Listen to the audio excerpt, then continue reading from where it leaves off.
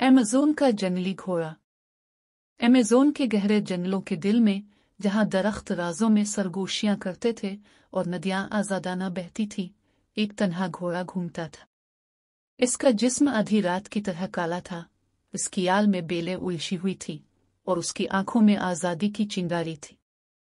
देहाती इसे रिलाम्पिगो बिजली कहते थे, क्योंकि कोई भी इसे पकड़ नहीं सकता था।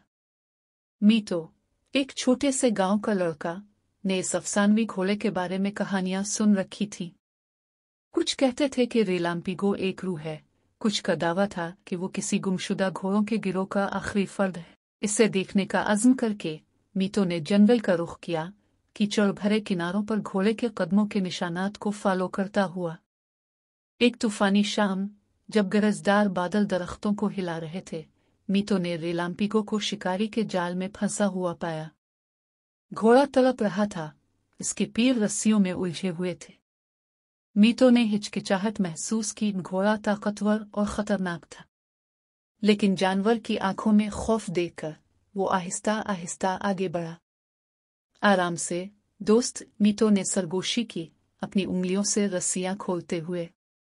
घोड़े ने खराहट भरी, लेकिन फिर भी खड़ा रहा। जब रस्सियां गिर गई, एक लम्हे के लिए इनकी नजरें मिले, फिर रिलाम्पिगो ने अपने पैरों को हवा में लहराया और तूफान में गायब हो गया। कुछ हफ्तों बाद मीतो ने इसे दोबारा देखा। इस बार वो तन्हा नहीं था। एक छोटा सा घोड़ों का गिरोह दरिया के किनारे चल रहा था, जिसकी क़यादत काले घोड़े के हाथों में थी। रिलाम्पिगो ने अपना सर हिलाया, गोया शुक्रिया अदा कर रहा हो, और फिर जमुर्द के साए में दौड़ता हुआ गायब हो गया।